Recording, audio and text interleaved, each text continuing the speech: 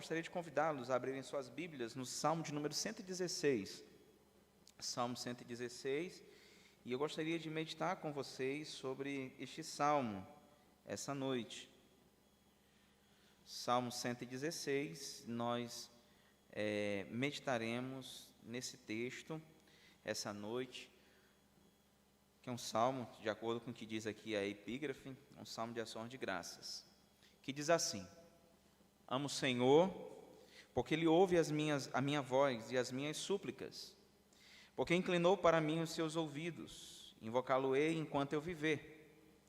Laços de morte me cercaram e angústias do inferno se apoderaram de mim. Caí em tribulação e tristeza. Então, invoquei o nome do Senhor. Ó Senhor, livra minha alma. Compassivo e justo é o Senhor. O nosso Deus é misericordioso. O Senhor vela pelos simples. Achava-me prostrado e Ele me salvou. Volta, minha alma, ao teu sossego, pois o Senhor tem sido generoso para contigo. Pois livraste da morte a minha alma, das lágrimas os meus olhos, da queda os meus pés. Andarei na presença do Senhor, na terra dos viventes.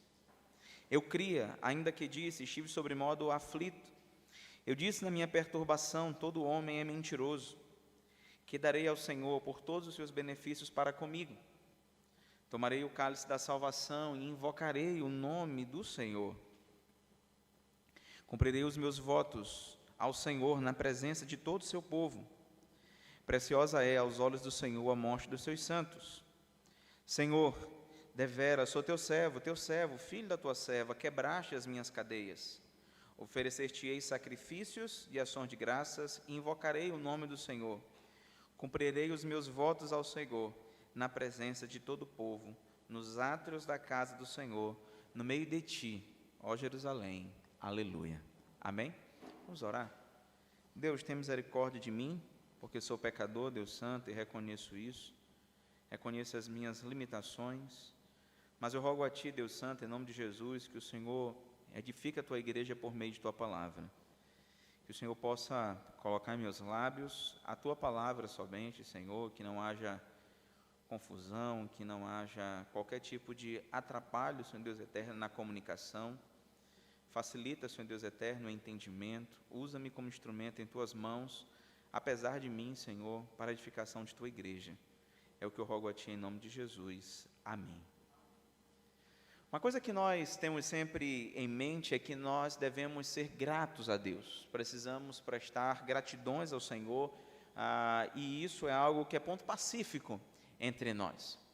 Contudo, quando nós nos deparamos com situações que são situações adversas ou situações que fogem do comum, muitas vezes nós nos sentimos tentados ou ficamos enfraquecidos diante de situações que fogem à originalidade ou aquilo que é comum dentro de nós.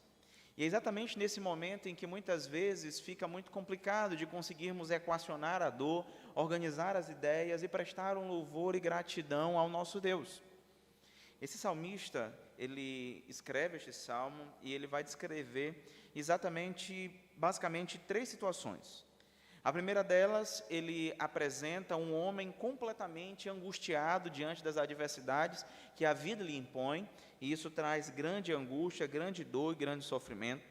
A segunda coisa que ele nos apresenta é exatamente um Deus que é um Deus providente, um Deus que supre aqueles que lhe pertencem, os seus filhos, mesmo diante dos momentos de adversidade que essa vida possam nos impor. E a terceira coisa que esse texto nos apresenta é exatamente um coração grato daquele que foi alcançado pela misericórdia, pela salvação que vem de Deus. Este Salmo 116, se vocês observarem, não tem, como alguns outros, o nome do autor deste Salmo. Então, existe uma pequena discussão com relação a quem seria o autor. Alguns atribuem a Calvino, como por exemplo, que Calvino não escreveu nada, pelo amor de Deus, misericórdia, né? Alguns atribuem a Davi, é o caso de Calvino, né, que atribui a Davi ali a composição desse salmo. Alguns outros dizem que este salmo é de autoria do rei Ezequias, e que basicamente justificaria, se sendo do rei Ezequias, esse momento de angústia e dor, pode ser expresso por causa do momento vivido pelo rei Ezequias por ocasião do cerco da Síria, onde o rei Senaqueribe, ele sitia toda a cidade e ele começa a zombar do Deus de Ezequias. Então, independentemente de quem tenha sido basicamente o autor, mas o fato é que nós temos um momento de grande aflição, um Deus misericordioso e um coração grato diante das dificuldades. A primeira coisa que nós vemos então são as dificuldades vividas por aquele salmista. Quantas pessoas já enfrentaram dificuldades ou já passaram por dificuldades durante a sua peregrinação nessa vida? Certamente, se nós abríssemos aqui a oportunidade para que vocês pudessem falar, todos vocês teriam uma experiência difícil, complicada, em que viveram as suas vidas, ou que passaram em suas vidas. Às vezes, nós nos vemos em situações tão encurraladas, em que muitas vezes parece que até a morte é a única solução para aquela nossa situação. O salmista, ele nos apresenta pelo menos nos revela pelo menos três expressões de como estava a sua situação. A primeira delas encontra exatamente no versículo 3. E o salmista diz no verso 3 que laços de morte lhe cercaram e angústias do inferno se apoderaram dele. A primeira situação que nós somos informados não se trata exatamente de um sofrimento físico. Talvez vocês se lembram de quando nós éramos crianças, as crianças estão todas ali para fora, mas quando a gente brincava e a gente se machucava e caía, existia algo que era um divisor de águas para saber se a gente gritava mãe ou não, que era se sangrou. Sangrou? Não, não sangrou, então pronto, vamos tocar o barco para frente, vamos continuar brincando. Mas se sangrou, aí não, aí mãe, né, precisa de ajuda, está sangrando, está saindo muito sangue, aquela situação toda. Mas aqui nós temos uma dor ou um sofrimento relatado pelo salmista que vai para além desse sofrimento que é físico. É um sofrimento da alma que ele retrata. Muitas vezes, por causa dessa ideia de que se sangrar é que realmente é algo sério, muitas vezes nós somos tentados a olhar para essa vida ou para a vida como um todo, simplesmente como se as coisas nessa vida se resumissem àquilo que nós temos.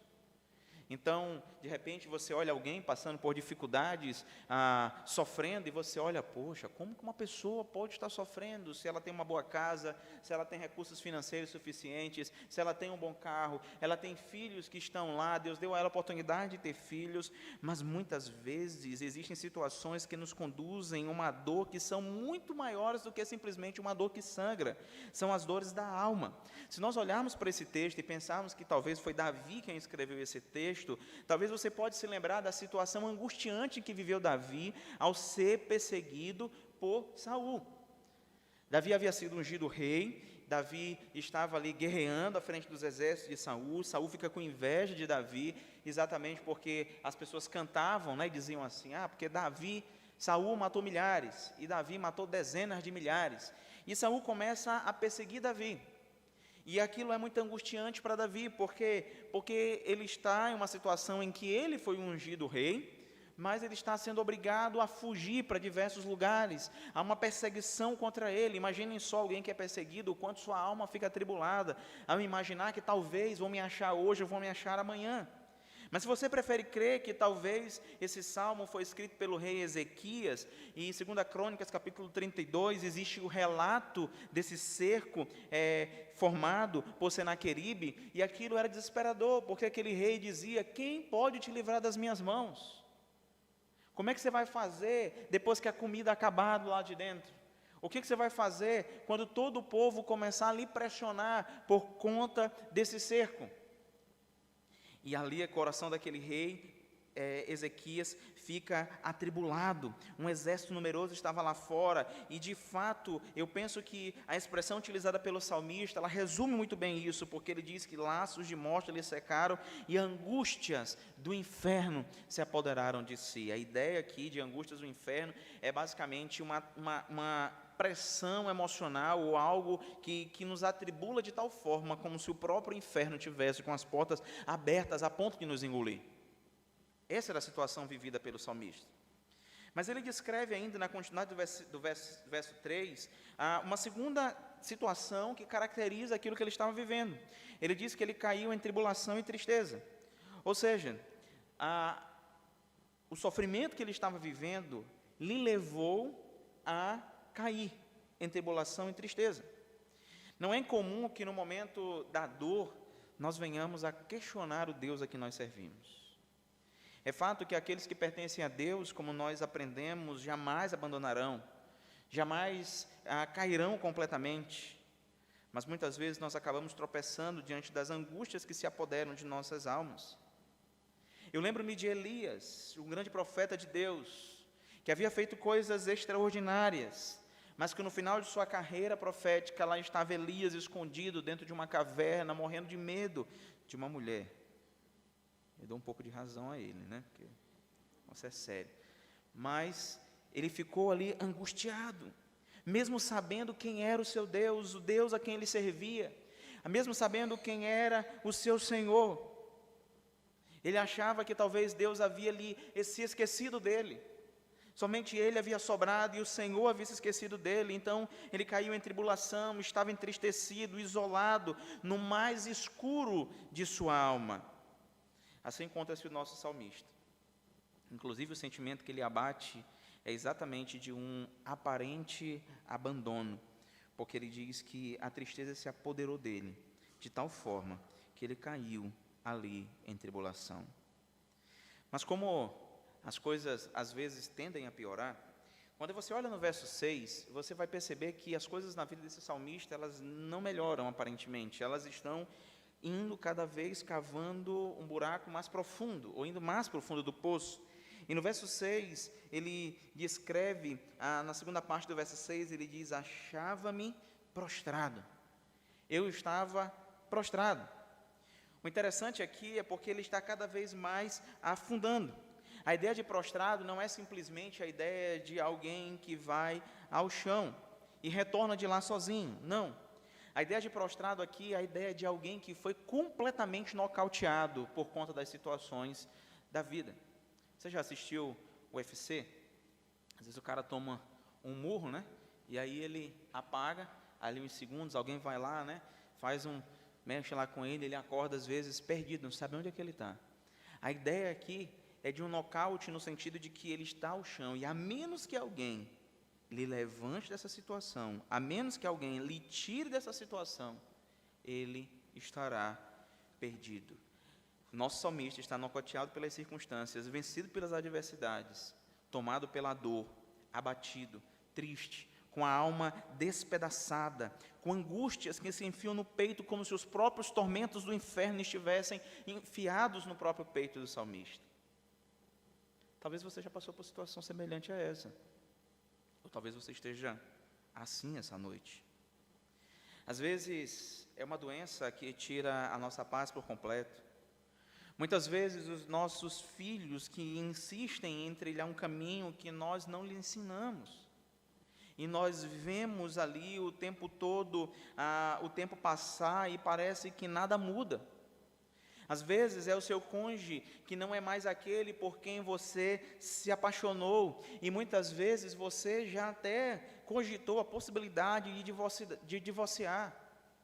Às vezes são as dívidas que se acumulam e nos perturbam e tiram a nossa paz e faz com que nós não consigamos dormir à noite e nós acordamos e ficamos perturbados. Angústias do inferno muitas vezes se enfiam em nossos peitos e a dor é muito maior do que simplesmente aquela dor que é produzida por algo que sangra de forma visível, porque dói na alma e ninguém vê. Talvez você tenha saído de casa para vir para cá hoje, empurrado por alguém que você ama, ou talvez você decidiu lutar contra a sua própria vontade de ficar em casa. Às vezes é alguém que constrói um muro na lateral da igreja, diminuindo os espaços, e nós ficamos atribulados, profundamente atribulados e angustiados. Mas e agora? O que fazer? O que fazer quando nós nos encontramos em uma situação tão desesperadora como essa? É exatamente aqui que você pode escolher dois caminhos. Você pode escolher primeiro um caminho de morte, onde você se desespera, onde você descrê da própria vida, onde você mergulha de vez no pecado, onde você diz que não vale a pena servir esse Deus, onde você procura talvez entregar-se às drogas, ao álcool, para tentar resolver os seus problemas, para tentar esquecer os seus problemas. Só que, infelizmente, quando o efeito, seja lá do álcool ou das drogas, passa, lá estão os problemas de novo. E muitas pessoas recorrem até mesmo ao suicídio por não encontrar uma saída para os seus problemas, porque esse, de fato, é um caminho que leva à morte.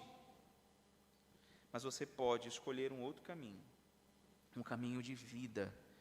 Você pode confiar no Senhor e na sua provisão. E se você confia no Senhor e na sua provisão, você pode esquecer-se dos seus problemas e entregar completamente a Ele. E é isso que faz o nosso salmista. O salmista começa agora, nessa segunda parte, a apresentar a provisão de Deus diante das adversidades. E se você olhar no verso 4, ele diz exatamente o que ele fez. Ele diz: diante das tribulações e tristezas, eu invoquei o nome do Senhor. Ó Senhor, livra a minha alma. Nós temos aqui um grito de socorro. Senhor, livra minha alma. Livra minha alma. Eu invoquei o nome do Senhor. Mas você já parou para pensar, por que a atitude do salmista é essa? De invocar o nome do Senhor? Porque ele poderia se recorrer a outras coisas, mas ele decide: não, eu vou invocar o nome do Senhor. E por que ele faz isso? O verso 1 e 2 vai dizer exatamente por que ele invoca o nome do Senhor. Ele diz que ele invocou o nome do Senhor porque o Senhor ouve a sua voz e as suas súplicas, porque ele inclina os seus ouvidos para ele inclina os ouvidos para ouvir. O interessante de ouvir aqui as súplicas, inclinar os ouvidos, significa dizer basicamente que Deus, ele não está alheio aos nossos sofrimentos. Deus não está alheio às nossas lutas. Deus não é surdo para que não nos ouça, como Isaías diz no capítulo 59. A mão do Senhor não está encolhida para que não possa nos salvar. Ele é o nosso Redentor, Ele é o nosso Salvador.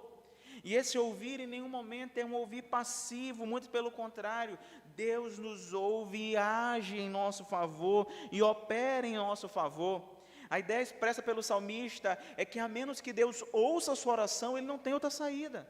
Ele está perdido, ele está nocauteado. Por isso que ele diz: eu vou e invoco o nome do Senhor, porque Ele ouve as minhas súplicas, porque Ele se inclina para mim, porque Ele estende a sua mão para mim. E a menos que esse Deus faça isso, não há qualquer possibilidade de que eu possa me livrar. E aí você volta novamente à autoria. Se você pensar que foi Davi que escreveu, e que Saul é um rei, e que ele é o Senhor, dono de todos os exércitos ali, aquele que ordena todos os exércitos do seu povo, como que Davi não foi pego? Como que Davi não foi pego? Não sei se você olhar aqui dentro do Maranhão, né? Se você a polícia militar, se o governador chegava para a polícia militar e disser assim: olha, eu quero que você encontre fulano de tal, ela pode se esconder à vontade, eles vão achar, de um jeito ou de outro. A mesma coisa era Saul. Saul é rei. E ele poderia simplesmente encontrar Davi. Mas o Senhor é quem ouve as suas súplicas. O Senhor é quem lhe guarda. Talvez você pense que foi Zedequias quem escreveu. E ali diante de Ezequias, você tem um grande exército de Senaqueribe. Um cerco contra a cidade. Possibilidade de fome. Possibilidade de ser levado preso. Possibilidade de morte. Mas o Senhor mata ali os generais e desbarateia aquele exército. Sabe por quê? Porque Ele é Deus. Porque Ele ouve a nossa súplica. Porque Ele inclina os seus ouvidos para nos ouvir. Por que Deus nos ouve? Porque nós somos bons? Porque você é alguém que dá o dízimo? Porque você é alguém que evangeliza? Porque você é bom? Não. Deus nos ouve por causa daquilo que Ele é. Porque Ele é Deus. Olha o que o salmista diz, os versículos 5, 6 e 7, os versos, ele diz: compassivo e justo é o Senhor. O nosso Deus é misericordioso. A ideia de compassivo é aquele que se compadece, aquele que participa do sofrimento dos outros, aquele que exprime compaixão, ou seja, Deus nos ouve porque Ele se compadece de nós, Ele nos presta assistência, Ele é aquele quem prometeu que estaria conosco todos os dias, até a consumação dos séculos, Ele que foi o mesmo Deus quem protegeu o povo de Israel quando peregrinava pelo deserto, e quando ele caminhava pelo deserto, durante o dia uma nuvem encobria aquele povo, durante a noite uma coluna de fogo acompanhava aquele povo. É esse Deus que o salmista tem em mente, é o Deus compassivo, é o Deus que se compadece de nossos sofrimentos, é um Deus que exprime compaixão. E é desse mesmo Deus que o salmista diz que emana toda a justiça. Ele é compassivo, justo, mas também é um Deus misericordioso, ou seja, Ele não nos paga de acordo com o que eu e você merecemos. Ele estende a sua misericórdia. O que nós merecemos é a morte, mas Deus nos deu vida, porque é um Deus misericordioso. Mas o salmista continua ainda no versículo 6, ele vai dizer, no verso 5, no 6, agora, ele diz o seguinte, ele diz que o Senhor vela pelos simples. A ideia de simples aqui, que o Senhor guarda, é basicamente a ideia daquele que não é astuto, ou aquele que não vê as redes que estão armadas diante de si, é aquele que não consegue facilmente enxergar a maldade no coração das pessoas. Assim como nós somos servos de Deus e nós acreditamos nas pessoas, nós confiamos e muitas vezes as pessoas nos passam para trás, é verdade, mas a Bíblia diz que nós não nos preocupamos com isso. Por quê? Porque o Senhor vela por nós, o Senhor nos guarda, sabe? O hino 147 diz isso, né? Mesmo que nos roubarem, né? Todos se vierem roubar todas as coisas, mas ainda assim vencendo vem Jesus. Eu vi um amigo recentemente, pastor da igreja cristã evangélica, que ele colocou a igreja muito grande lá, um terreno muito grande, salas de aula e tudo mais. Chegou uma pessoa na igreja, e essa pessoa começou a frequentar e não tinha onde morar, morava na rua. E ele pegou e, compadecido com aquela situação, estendeu a mão, ofereceu uma sala para o rapaz morar, e o rapaz morou ali basicamente 4 a 5 anos naquela sala, né? E aí, por consequência disso, né, na hora de abrir o portão da igreja, era ele quem abria, porque ele morava lá, que tinha que limpar ali a porta onde ele morava, ele limpava. Depois desse tempo todo, a igreja começou a crescer, e o pastor foi lá e pediu para ele, né, meu irmão, não vamos precisar usar a sala, né, você já está aqui há bastante tempo, você pode procurar um lugar para você morar. E aquele irmão foi lá e botou na justiça a igreja, né, dizendo que ele era caseiro da igreja, e passou 5 anos lá sem receber salário, férias, adicional noturno, e INSS, FGTS, e a igreja até hoje paga essa dívida lá com o rapaz. Contudo, o Senhor é aquele quem guarda os simples. No verso 7, ele diz que Deus é generoso também. Ou seja, meus irmãos, diante de todas essas qualidades, nós poderíamos gastar muito tempo descrevendo e falando delas. Isso nos leva a uma realidade. A realidade de que muitas vezes nós nos desesperamos diante das situações por um motivo muito simples. Porque nós não conhecemos o Deus que nós servimos. Nós não conhecemos aquele a quem nós servimos. Nossas angústias muitas vezes são fruto de nós não conhecermos a quem servimos. Nós nos desesperamos porque tentamos ser o nosso próprio Deus, porque nós tentamos encontrar saída para as próprias soluções.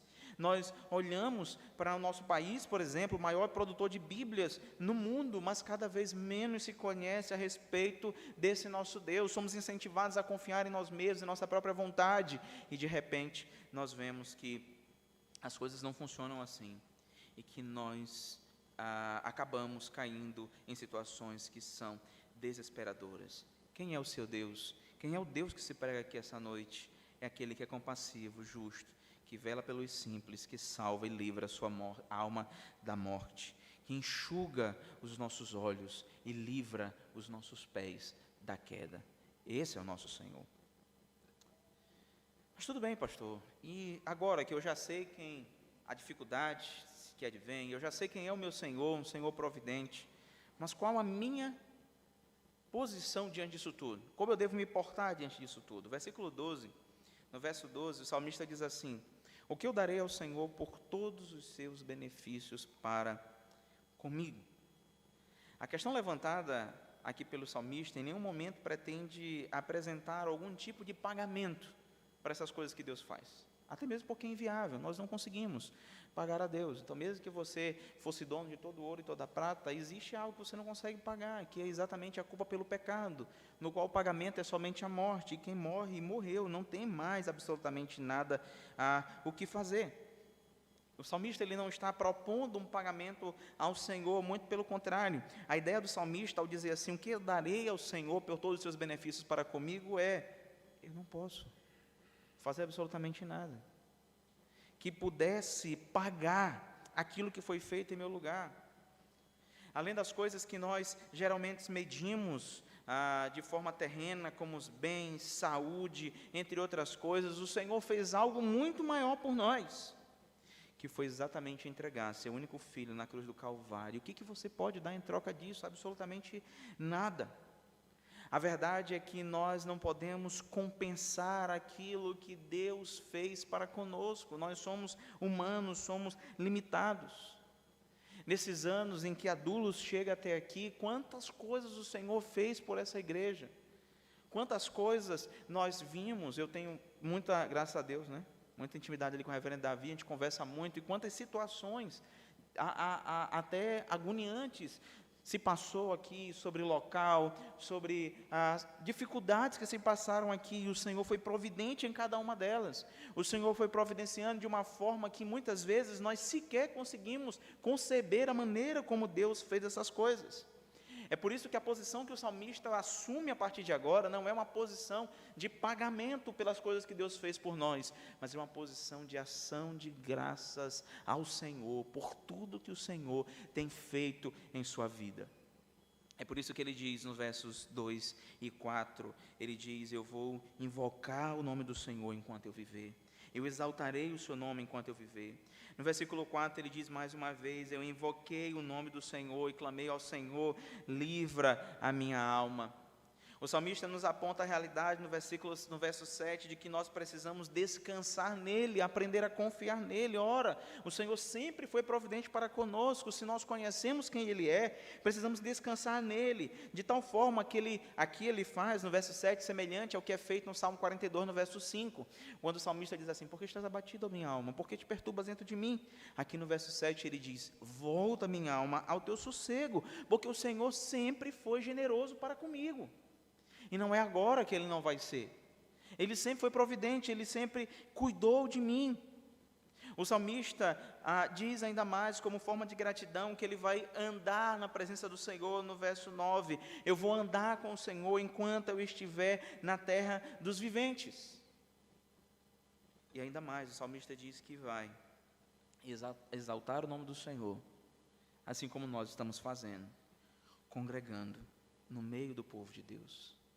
Olha o que ele diz no verso 14: cumprirei os meus votos na presença de todo o seu povo.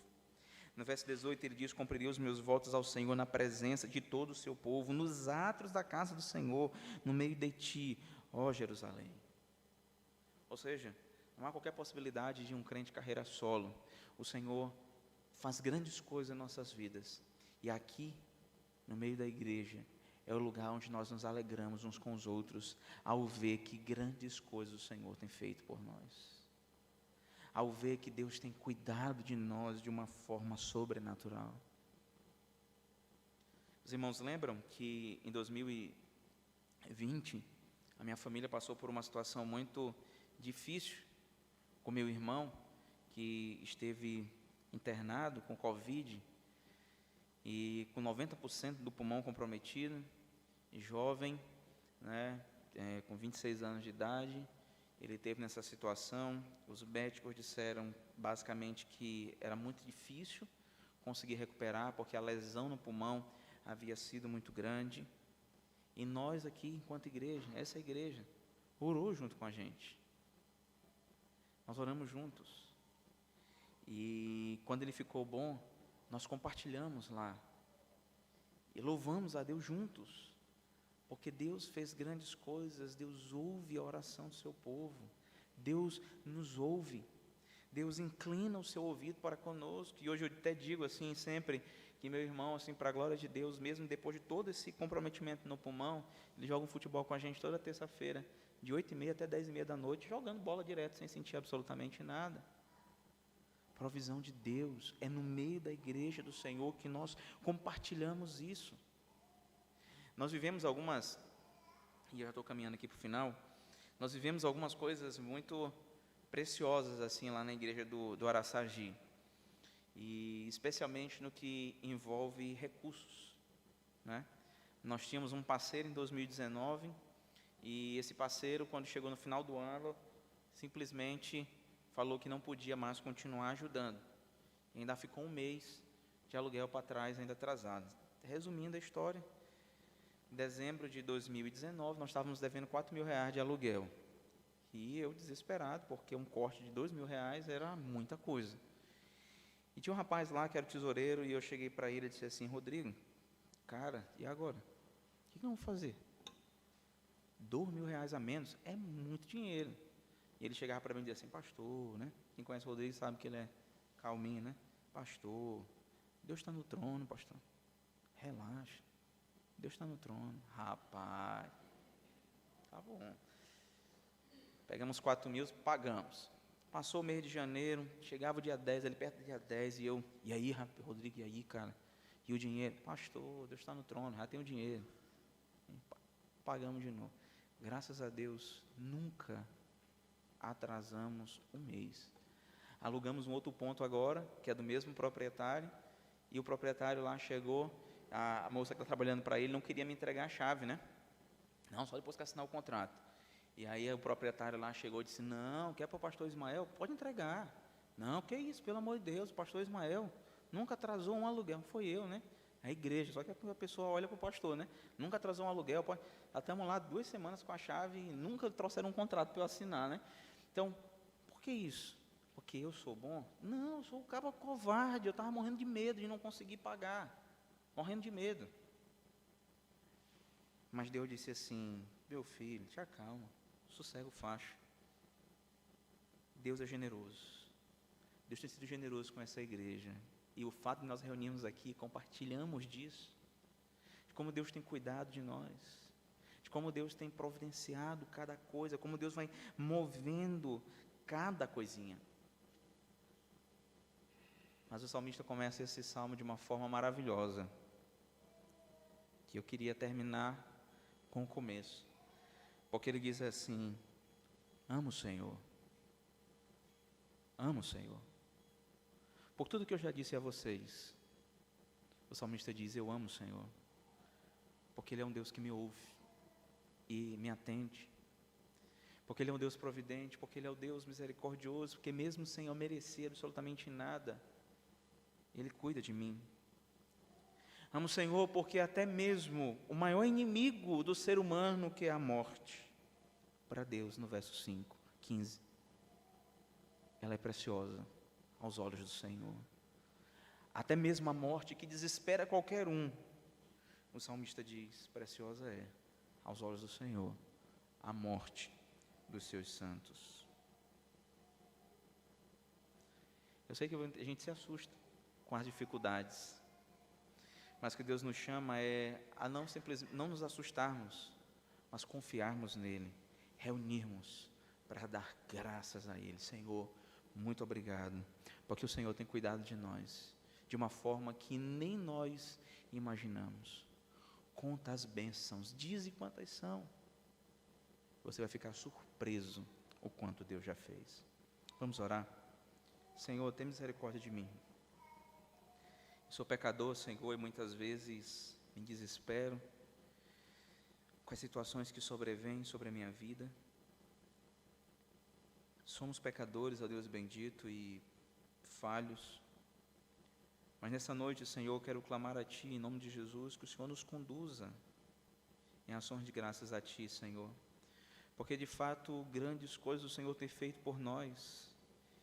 O Senhor, a maior coisa de todas, que foi entregar seu Filho Jesus na cruz do Calvário para que nós pudéssemos ter vida, o Senhor fez por nós. Por isso, coloque em nosso coração a disposição de Te servir, a disposição de sermos gratos a Ti, de nos reunirmos como igreja Tua, como povo Teu, para exaltar o Teu santo e bendito nome. Ó Deus, se há alguém que nos ouve essa noite, que tem passado por algum tipo de adversidade, tem misericórdia, Senhor, e atende-o, ouve, Senhor Deus amado, as suas orações, e que ele possa vir aqui, prestar ações de graças a Ti, junto com o Teu povo, para que possamos Te exaltar, porque Tu és o Deus providente, és o Deus que cuida de nós.